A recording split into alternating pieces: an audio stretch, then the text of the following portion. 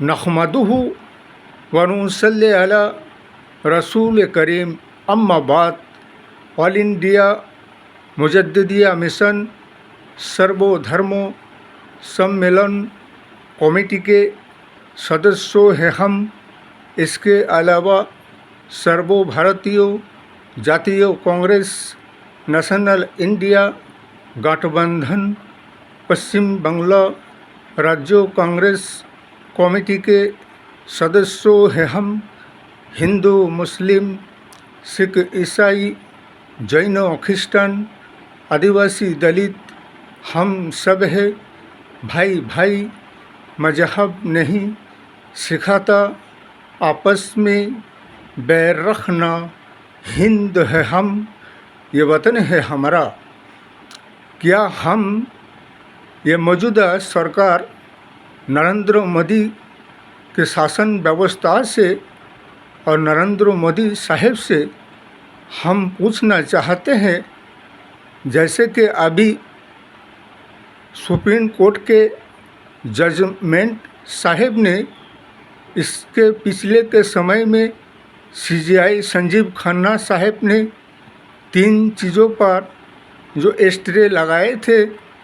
इसके अलावा सीजीआई संजीव खन्ना के रिटायरमेंट के बाद अभी जो के जजमेंट बैठे हैं सीजीआई गवाई साहब ने भी उस फैसला को बरकरार रखा और 3 दिन तक के बहस के दरमियान जो आश्वासन सरकारी वकील तुषार मेहता साहब ने सुप्रीम कोर्ट के जजमेंट को दिए थे कि वक्फ यूजर वक्फ बोर्ड के जितने भी संपत्तियां हैं, इसके अलावा जो कि आइन कानून सरकार ने बनाकर पेश किए हैं, इसमें 3 चीज़ों पर जो स्टे लगाया गया।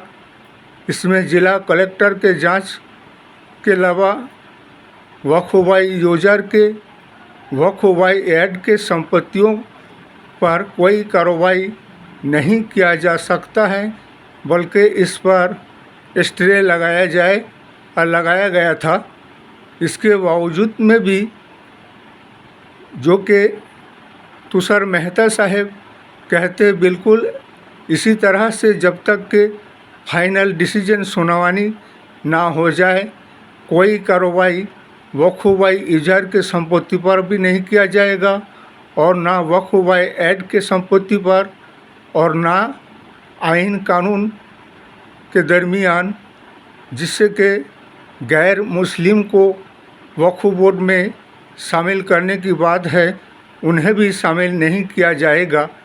इस तरह से आश्वासन देकर इधर उत्तर प्रदेश के योगी आदित्यनाथ के सरकार क्या करते हैं, जैसे कि 5 साल के शासनकाल में राजगद्दी में बैठकर योगी आदित्यनाथ अपने आप को इतना बड़ा जज और मजिस्ट्रेट समझने लग गया है और संविधान की हत्या कर रहे हैं। और जैसे कि अपने आप को और अपने शासन व्यवस्था को ऐसा समझ रहे हैं कि उसका बाप का राष्ट्र है और वो शासन की दुर्व्यवहार कर रहे हैं और मुसलमानों की वक्फ यूजर की संपत्तियों पर जिला कलेक्टर को देकर जांच कराकर उस पर बुलडोजर की कार्रवाई किया जा रहा है। इसलिए कि हमारा सुप्रीम कोर्ट के जजमेंट DK गवाई साहब से यही कहना है कि सुप्रीम कोर्ट के स्टे लगाने के बावजूद में भी फिर भी वो सुप्रीम कोर्ट के अवमानना करके बुलडोजर की कार्रवाई कर रहे हैं। इसलिए अब के सारे ऑल इंडिया में जितने भी राज्यों में बीजेपी के शासन व्यवस्था है, हर राज्यों पर बुलडोजर पर भी स्टे लगाया जाए और योगी आदित्यनाथ प्रशासन से, जिला कलेक्टर से और योगी आदित्यनाथ से नोटिस देकर जवाब मांगा जाए। जो सुप्रीम कोर्ट के स्टे लगाने के बावजूद में भी और तुषार मेहता इसके आश्वासन देकर आए थे कि कोई कार्रवाई नहीं होगा, तो फिर ये कार्रवाई क्यों किया जा रहा है? इसलिए कि वादा करते हैं और वादा खिलाफती करते हैं और राम के नाम लेते हैं और राम के नाम लेकर दूसरे की जायदाद और ज़मीनों को अपने बाप की ज़मीन जायदाद समझने लगता है। इसलिए हमारे ये आंदोलन तब तक जारी रहेगा जब तक कि संविधान का जय ना हो और मुसलमानों को इंसाफ और न्याय सुप्रीम कोर्ट के डी.के. गवाई साहब से ना मिल जाए। और कई आइन कानून के धारा के उल्लंघन है ये bill. Article 14, article 25, article 26, article 301 इतने सारे संविधान के खिलाफ होने के बावजूद में भी इस बिल को कैसे संवैधानिक माना जा सकता है? ये असंवैधानिक बिल है। इसलिए हमारे CJI डी.के. गवाई साहब से यही कहना है कि इस बिल को खारिज कर दिया जाए और इनके सारे नापाक इरादों को नाकाम कर दिया जाए। इसका परिणाम देखिए कि उत्तर प्रदेश की योगी शासन व्यवस्था किस तरह से गुंडागिर्दी की राज चला रखा है।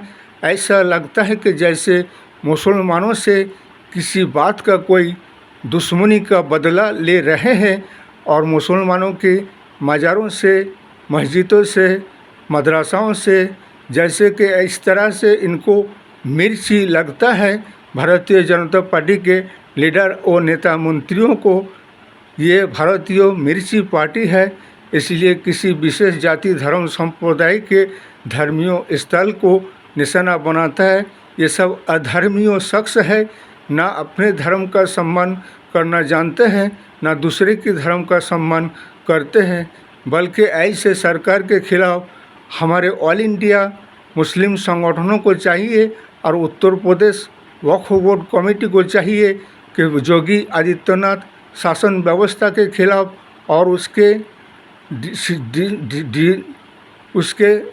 प्रशासन के खिलाफ, इसके अलावा सारे प्रशासन कार्रवाई के खिलाफ हाई कोर्ट व सुप्रीम कोर्ट में योगी सरकार के खिलाफ मामला मुकदमा दर्ज किया जाए, जो कि सुप्रीम कोर्ट के स्टे लगाने के बावजूद में भी इन्होंने इस कदर ये कार्रवाई क्यों किया है और मुसलमानों को उनकी वक्फ बोर्ड वक्फ इजार के सारे संपत्तियों को वापस लौटाया जाए और योगी सरकार के और उसके प्रशासन के खिलाफ सुप्रीम कोर्ट के जजमेंट डी.के.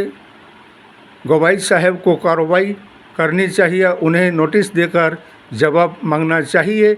इसलिए कि ये अधर्मियों के तरह शासन नहीं चलने वाला है। इन्हें तो खुजली चढ़ा है, इसकी खुजली को निकालना है।